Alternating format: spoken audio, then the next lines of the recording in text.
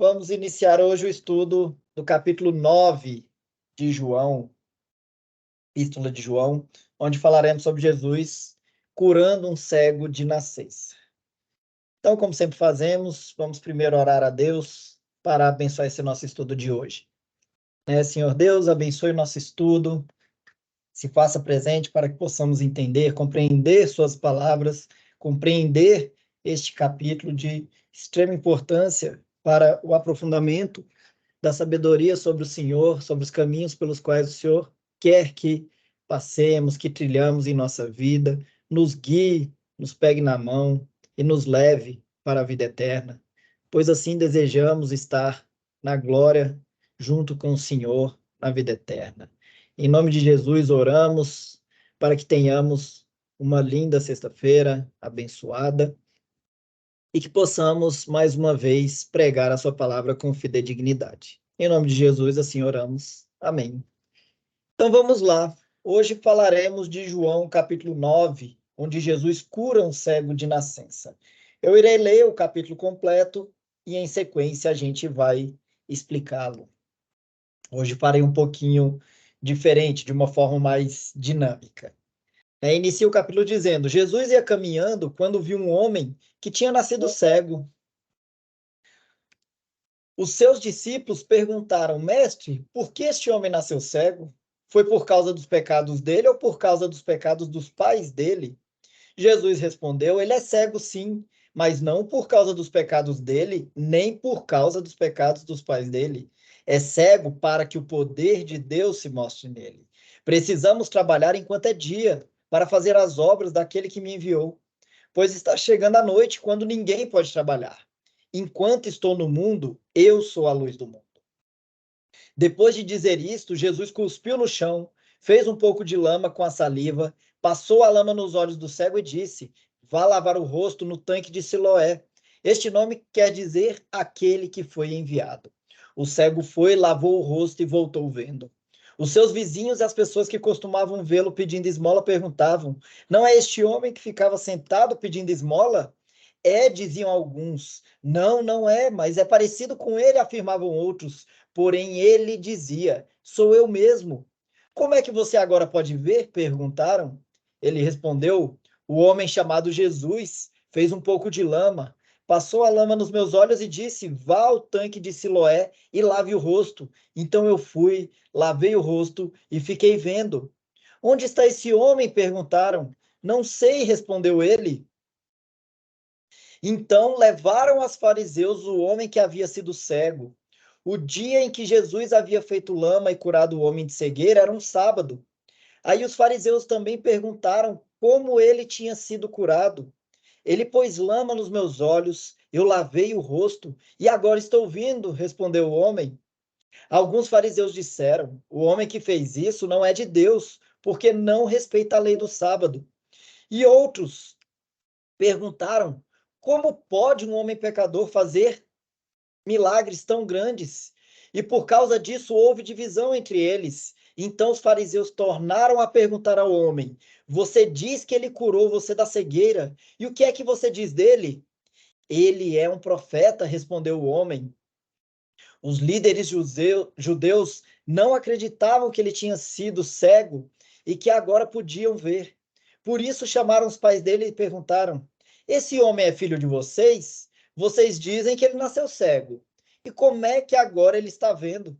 Os pais responderam: Sabemos que ele é nosso filho e que nasceu cego, mas não sabemos como é que ele agora pode ver e não sabemos também quem foi que o curou.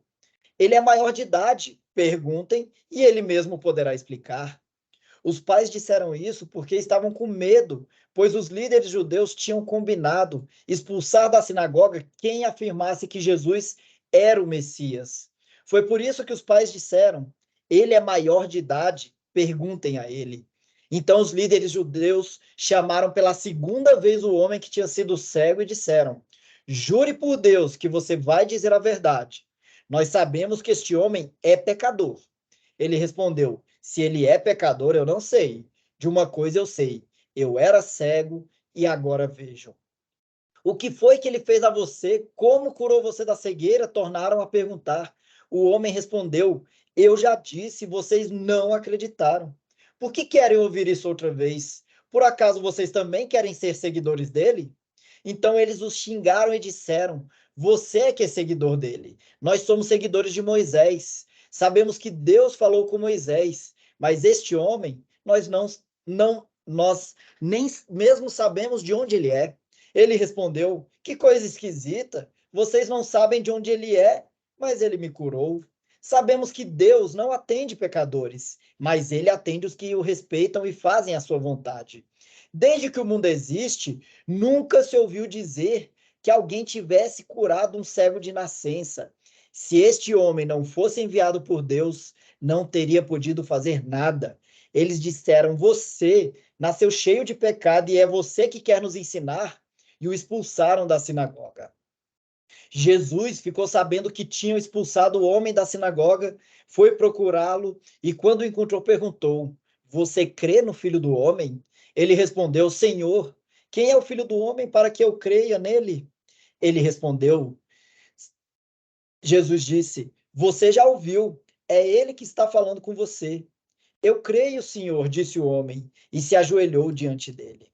Então Jesus afirmou: Eu vim a este mundo para julgar as pessoas, a fim de que os cegos vejam e que fiquem cegos os que veem.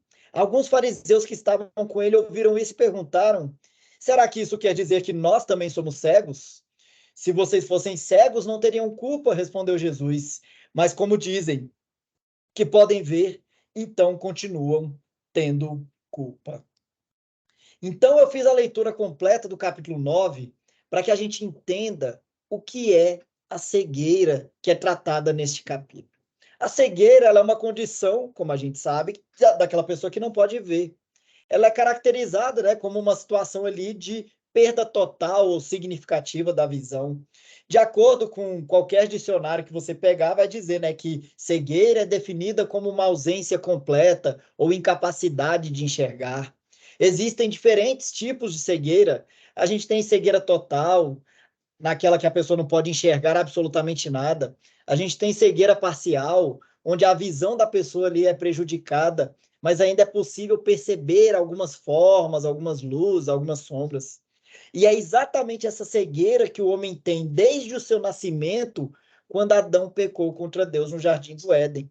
É o que chamamos de cegueira espiritual, que na verdade é a nossa própria cosmovisão, ou seja, a cegueira ela é parcial ou total. Nós percebemos algumas luzes espirituais do Senhor, nós percebemos algumas sombras, porque Deus criou todas as coisas, mas ainda assim a gente não vê por completo, porque a gente precisa de algo a mais. A gente precisa de algo que não é imanente nosso, exclusivamente nosso, não nasce conosco. E para isso nós vamos entender um pouco mais sobre esse capítulo 9, né, do livro de João. E aí eu vou trazer para vocês dois pontos que são extremamente importantes. Como eu disse, hoje eu vou fazer um capítulo de uma forma mais dinâmica, de uma forma mais direta, porque o capítulo ele é bem grande, né? Ele vai do 1 ao 41, mas o ponto focal dele é eleição incondicional e graça irresistível.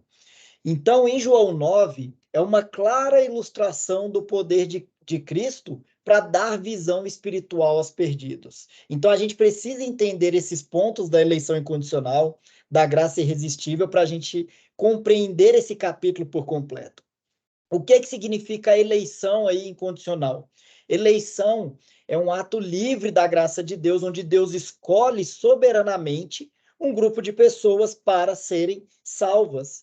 E isso não é baseado no mérito do homem, mas é de acordo com o prazer, o beneplácito da vontade de Deus. E a cura do homem cego em João 9, ela é vista como uma ilustração dessa graça irresistível.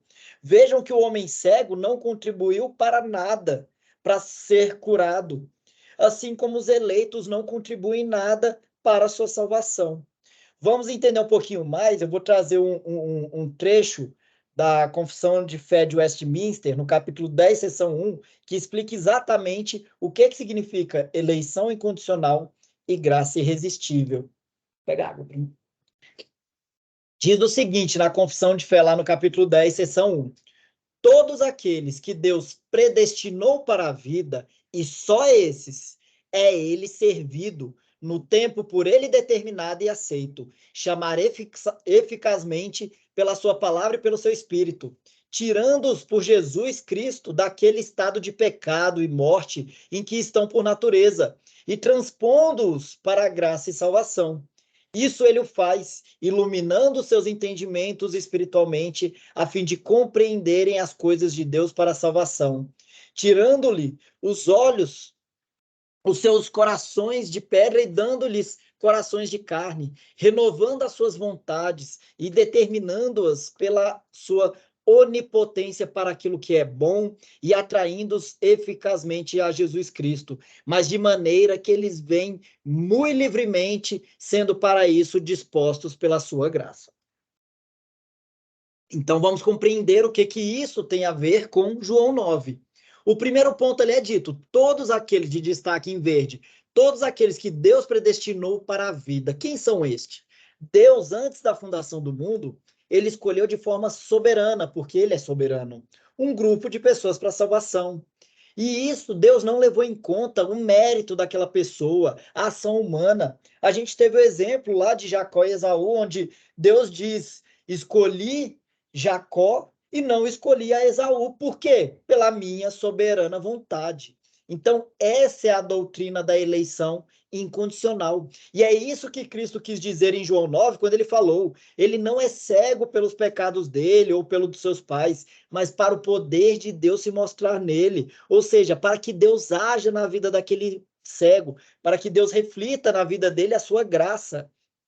Lá em Mateus mesmo 25:34, é dito, né, quando o rei vai dizer àqueles que estiverem à sua direita, né, vinde benditos de meu Pai, possui por herança o reino que vos está preparado desde a fundação do mundo.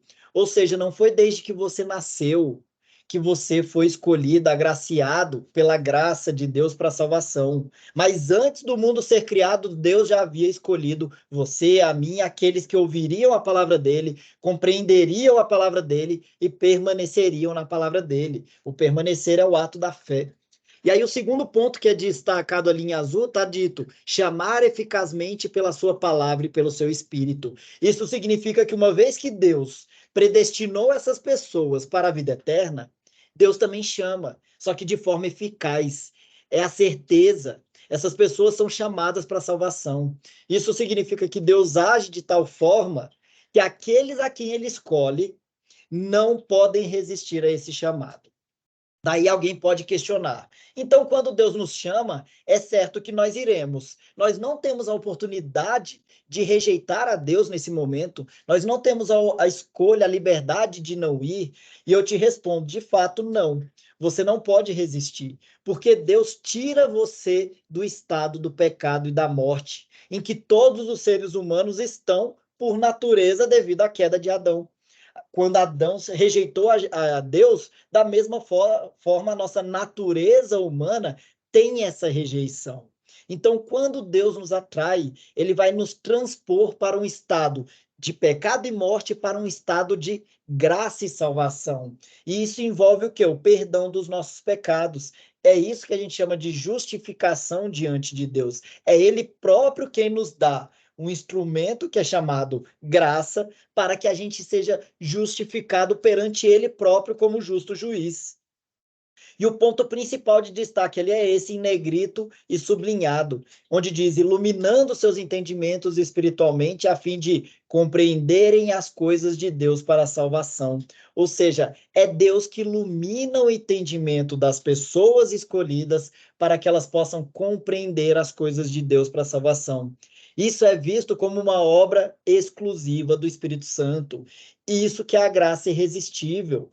Então, quando Cristo diz àquele homem: vá até o tanque e lave os seus olhos, um exemplo humano que ele deu ali, terreno de um milagre, mas na verdade é a graça que estava sendo imputada àquele homem, o Espírito Santo que estava descendo para batizar aquele homem. Então, Cristo, quando diz também: eu sou a luz do mundo, é justamente porque ele vai iluminar a sua vida, ele vai trazer vista para que você enxergue e compreenda o evangelho que é pregado.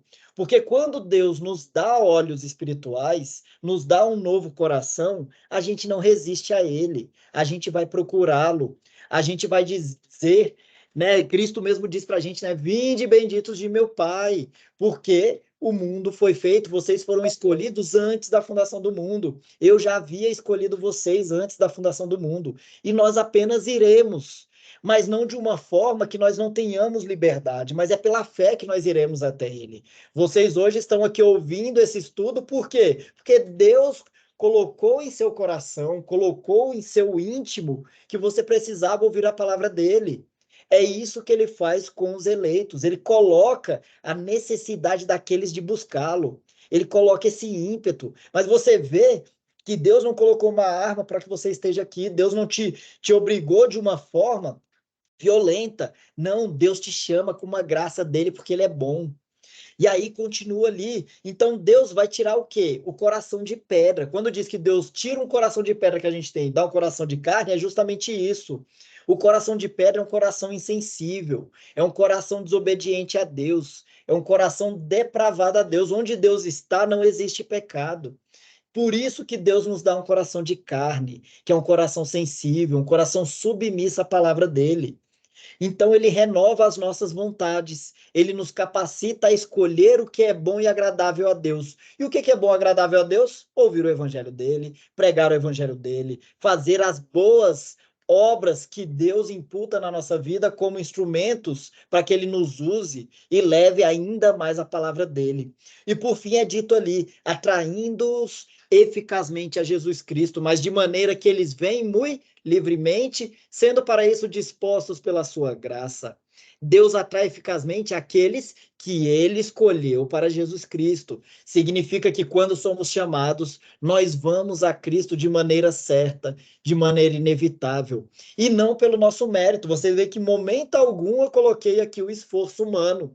Por quê? Porque é tudo pela graça divina. Embora esse chamado seja irresistível, a pessoa escolhida pela graça de Deus, ela vai até Cristo de maneira voluntária.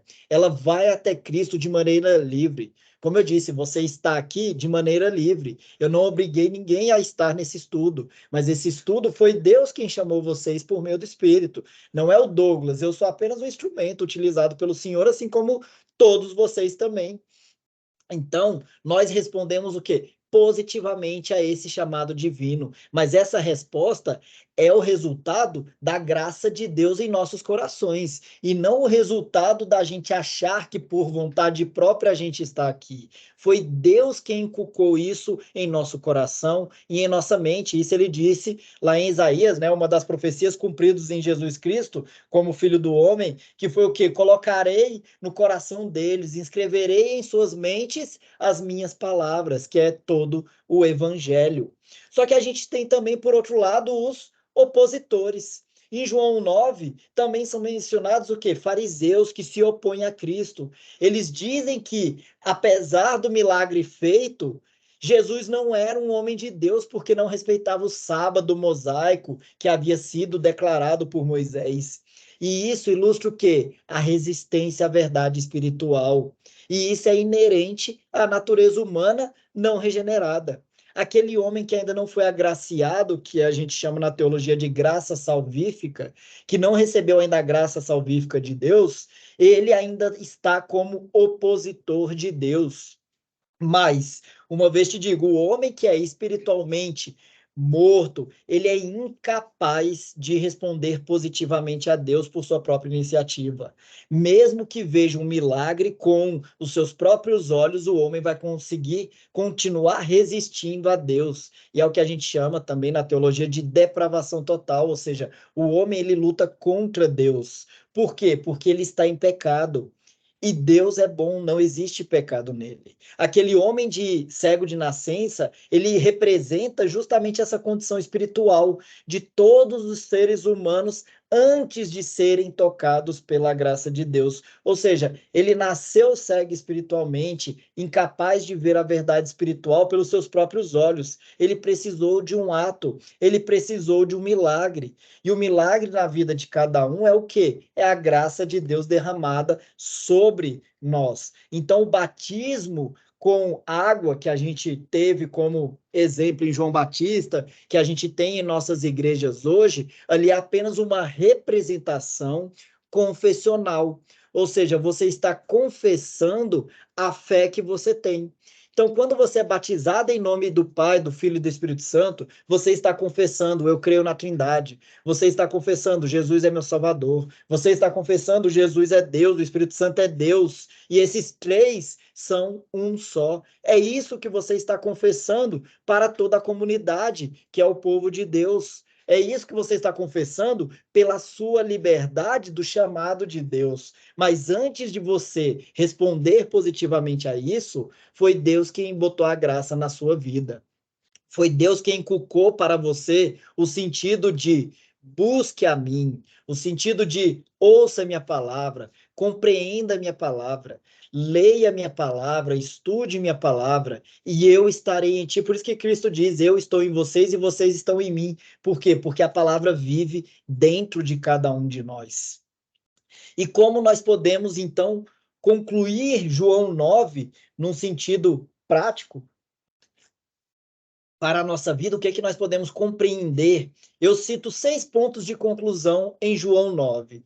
Primeiro, Jesus é o Messias e o Filho de Deus. Então, a cura milagrosa do homem cego é uma prova do poder e da divindade de Jesus. Ele realiza esse milagre demonstrando ser o Messias prometido, ser o Filho de Deus, capaz de dar visão espiritual e física a qualquer pessoa. Então, ele está demonstrando a autoridade que ele tem, o poder que ele tem e o cumprimento das escrituras. Também lá em Isaías é dito, Isaías 63:5, se eu não me engano, o versículo, mas é o capítulo 63, que vai dizer que ele viria para dar cura aos cegos, curar os enfermos. Então, é exatamente isso que Cristo veio fazer. Cristo, antes de iniciar sua missão, ele disse: eu vim ao mundo para curar, eu não vim para julgar. O julgamento será no dia final, no último dia. Isso que ele deixou para a gente. Segundo ponto de conclusão de João 9, sobre a cegueira espiritual e a salvação. O homem cego de nascença, ele vai representar ali, ele está representando. Você não tem que ler esse capítulo 9 vendo o homem cego como apenas uma unidade de homem, mas na verdade ele representa toda a condição espiritual da humanidade que está cega para ver a verdade espiritual. A cura do homem simboliza essa obra redentora de Jesus que vai nos dar visão, que ele dá visão aos perdidos e faz a redenção na vida de cada um. Terceiro ponto de conclusão, conflito e rejeição. Né? É destacado ali no capítulo 9 também o conflito entre Jesus e líderes religiosos na época, assim como existe até hoje.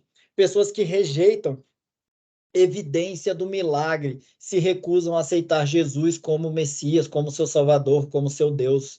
E isso ilustra a resistência à verdade espiritual que pode ocorrer mesmo quando existem evidências claras. Aquele que já compreende o Evangelho, muitas vezes ele vai dizer: nossa, mas isso é uma coisa tão básica, como que aquela pessoa não compreende? Mas infelizmente, Deus não escolheu aquela pessoa, Deus escolheu a você.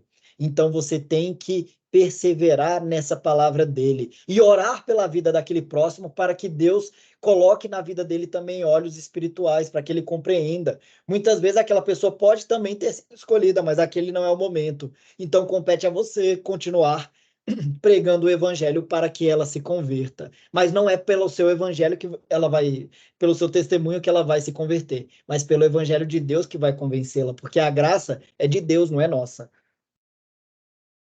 Quarto ponto de conclusão, a importância da fé.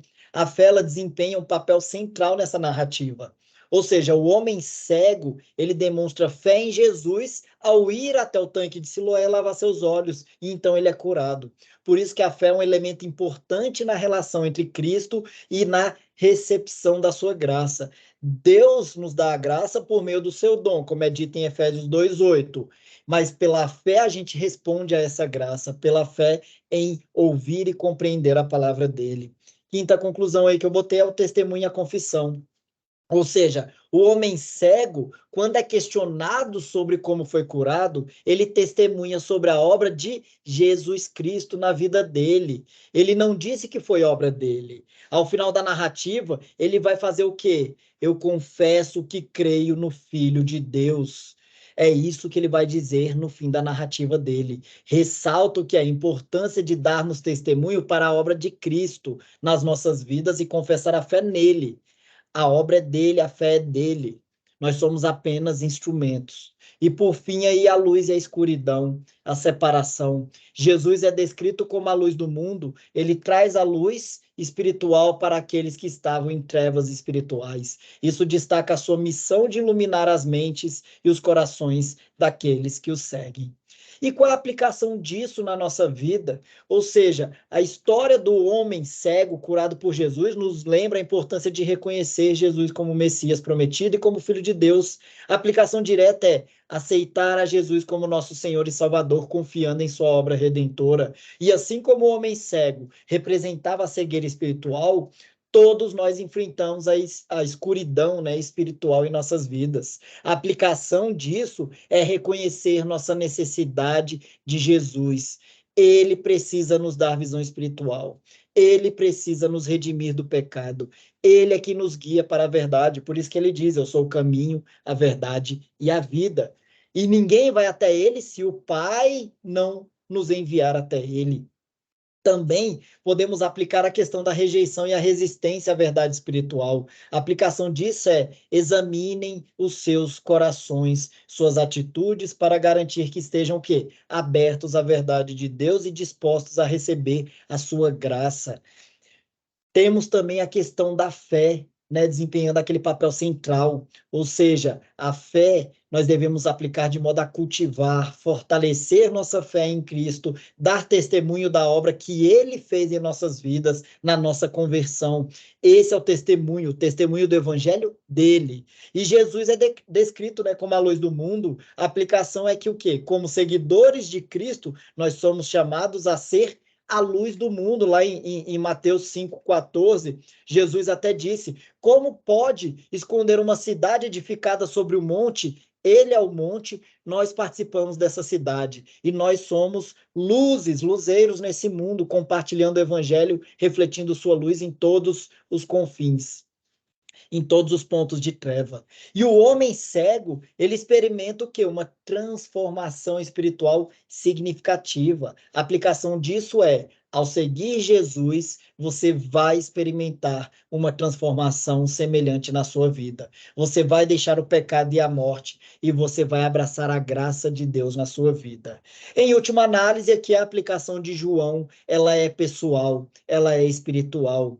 Ela nos desafia a examinar nossa fé, nossa resposta à verdade de Cristo, nossa disposição em sermos transformados pela graça divina, e também nos incentiva a compartilhar o Evangelho e sermos testemunhas de Cristo em um mundo que precisa da sua luz, que precisa da sua glória. Que Deus venha derramar essa glória em nossas vidas. Aqui eu concluo o estudo. Espero que tenham apreciado a palavra de Deus, que seja edificante na vida de vocês. Vou só pausar aqui agora a nossa gravação.